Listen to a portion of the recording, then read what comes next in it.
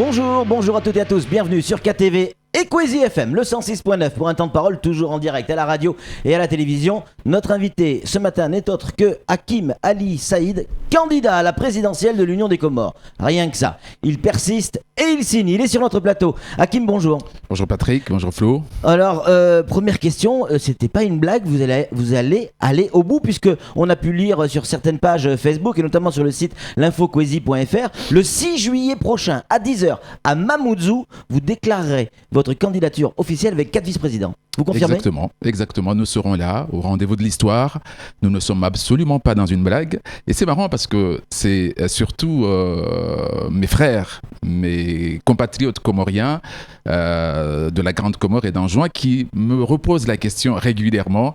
Est-ce que c'est une blague ? Comme si quelqu'un voulait entendre un jour que je dise « ce n'était qu'une blague ». Alors malheureusement pour eux, et heureusement pour l'histoire de notre nation, ce n'est pas une blague. Je suis candidat pour l'élection présidentielle de 2016 dans l'Union des Comores et le 6 juillet prochain à Mamoudzou, donc à Mayotte, l'île normalement où devait se dérouler la prochaine tournante, que nous présenterons, que nous lancerons notre campagne pour cette présidentielle de 2016. Donc c'est pas une blague. Hakim, vous avez choisi également le 6 juillet. Le 6 juillet, si je dis pas de bêtises, cette année. Exactement. Qui arrive, ça va faire 40 ans, c'est l'anniversaire, c'est les 40 ans de l'indépendance des Comores, c'est un hasard ?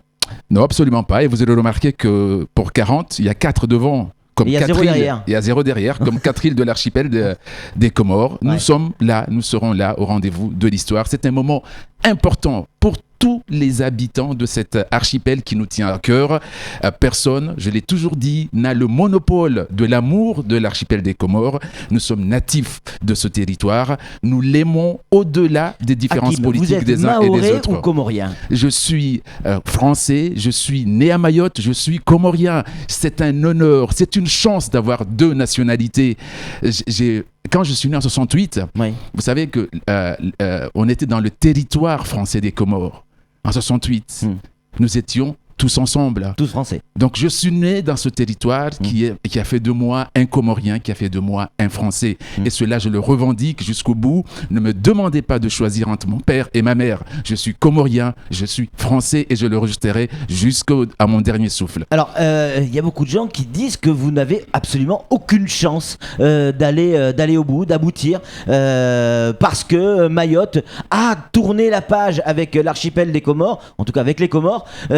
Mayotte est française, et avoir un Français ici à Mayotte qui se présente à la présidence de l'Union des Comores, c'est pour certains totalement impossible. Vous savez combien de Français se sont présentés à la présidence de l'Union des Comores ? Le premier président de l'indépendance, Ahmed Abdallah Abderrahmane, paix à son âme, était français.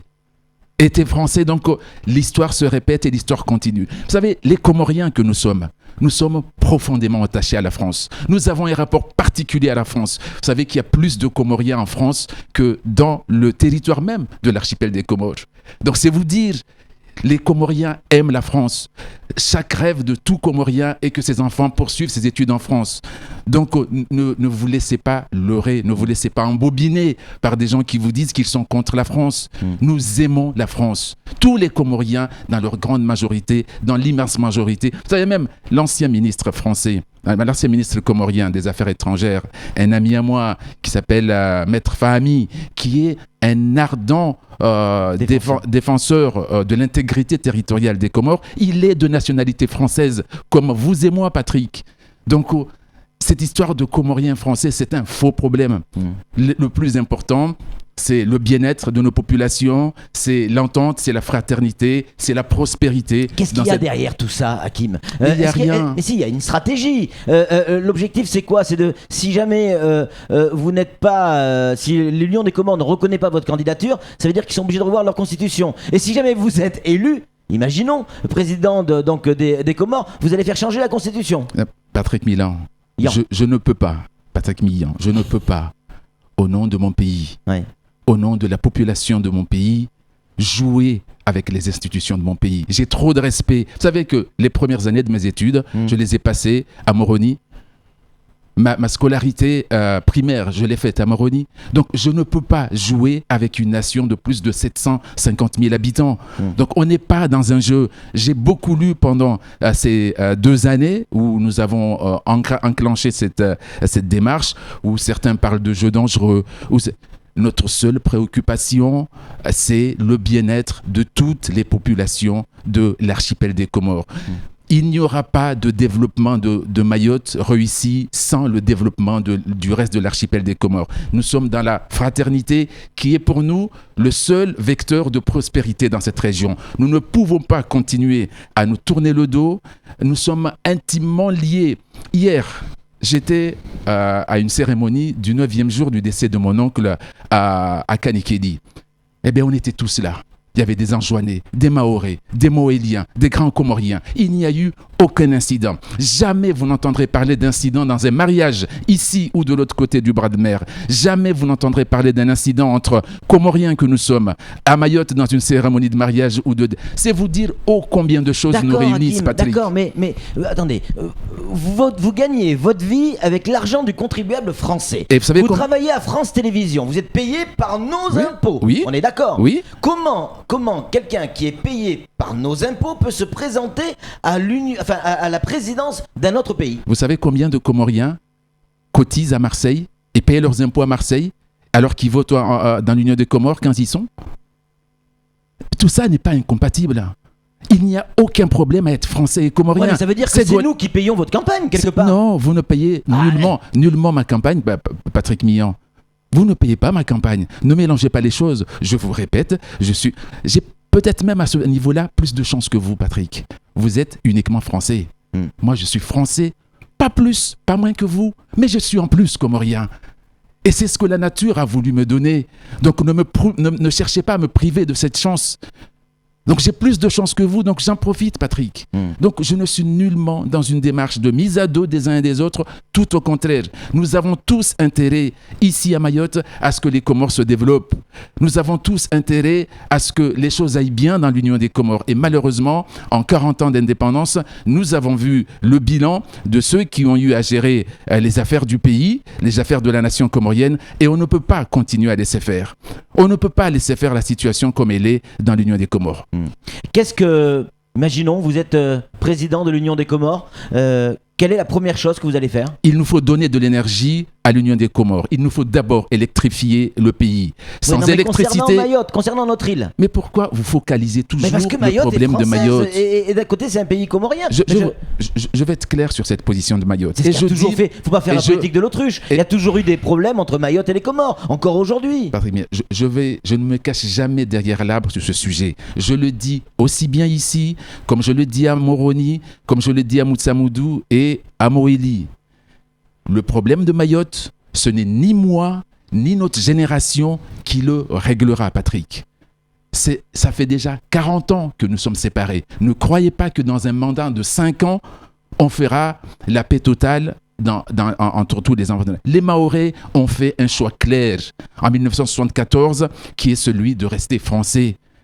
Le reste de l'archipel a fait le choix de l'indépendance. Je veux même vous donner un scoop, Patrick. Je ne suis pas sûr si dimanche prochain, on refaisait le référendum de 1974, ça, c'est pas un scoop. Les 3 autres îles de l'archipel des Comores voteraient comme ils ont voté aujourd'hui. Il y a 15 jours, j'étais à Moroni, dans une réunion, et des frères à moi, grands Comoriens, m'ont demandé, Hakim, dis clairement que si nous vous élisons président, vous ramènerez le reste de l'Union des Comores dans la France et nous allons voter pour vous. Je dis, il faut avoir le respect des positions politiques des uns et des autres. Moi, j'ai le respect de ceux qui ont choisi l'indépendance. J'ai le respect aussi de ceux qui ont choisi de rester français. Nous n'avons qu'un sujet de désaccord. Donc ni pour ni contre, bien au contraire. Ce n'est pas une histoire de ni pour ni contre. Il y a tellement de choses qu'on doit réussir et nous laisserons à nos petits-enfants, je ne parle même pas de nos enfants, nous laisserons à nos petits-enfants, dans 50 ans, dans 100 ans peut-être,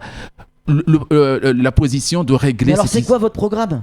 En tant que président de l'Union des Comores, programme, c'est quoi? Notre programme, Patrick, c'est d'abord donner de l'énergie à l'Union des Comores. Sans électricité, nous ne réussirons pas à développer l'Union des Comores. Depuis 3 ans, nous sommes dans une étude qui est pratiquement bouclée pour réussir à donner de l'électricité à toute portion du territoire de l'Union des Comores. Électrifier les Comores. Déjà électrifier les. Il faut de l'énergie. Sans énergie, le pays ne décollera pas. Pas l'électrocuter, l'électrifier. L'électrifier. Ouais. Et c'est ça qui nous permettrait de développer le tourisme, parce que le touriste qui arrive de Mayotte, qui arrive de Londres, qui va aller à Moélie, mais si sa clim ne marche pas, s'il n'a pas d'eau, mais bien sûr qu'il ne va pas avoir envie de revenir. C'est tout ça qui fera le développement de l'Union des Comores. La priorité, elle est là. La seconde priorité est de donner une justice à notre pays, parce qu'il n'y a pas de justice dans l'Union des Comores. Et aucun investisseur qui se respecte ne mettra pas son argent dans un pays où un procureur seul ou un juge seul peut décider en fonction de son humeur du matin ou de la corruption pour laquelle il a fait l'objet. N'ayons pas peur de mots, de donner raison. Ça, c'est le problème de tous les pays en voie de développement qui vivent un peu dans la misère. Bien sûr, mais le problème de notre pays est tellement petit, nous avons tellement peu de moyens, et la moindre injustice... Votre deuxième pays, en fait. Hein. Mais vous savez, Patrick, j'ai pas... Mon pays, moi je suis un peu perdu. C'est la France ou Patrick, le Comore, les deux. Mon père, mon défunt père, paix à son âme, est grand comorien. Ma mère est mahoraise. Ne me demandez pas, Patrick, de choisir entre mon père et ma mère. Je suis à la fois grand comorien, moélien, anjouanais et mahorais. Et ça, personne ne me l'enlèvera. Donc c'est pas parce que certains se taisent en disant je ne suis pas comorien qu'ils ne le sont pas. Et le problème n'est pas là. Le problème, c'est l'entente, c'est la fraternité. Et il n'y aura pas de prospérité dans cette région. La misère, parlons-en. Effectivement, pour ceux qui sont déjà allés aux Comores, et notamment à Anjouan, la vie est difficile. Mais bien sûr. Comment vous régleriez le problème de l'immigration? Qui est responsable de cette immigration? Est-ce que c'est à la fois la France et les Comores, vos deux pays? Oui, exactement. Exactement, nous sommes tous responsables. Parce que si l'Union des Comores avait réussi la scolarité et l'éducation en mettant assez d'écoles, en mettant les infrastructures nécessaires, si l'Union des Comores avait réussi en 40 ans d'indépendance, exactement, mais ils y sont pas aujourd'hui.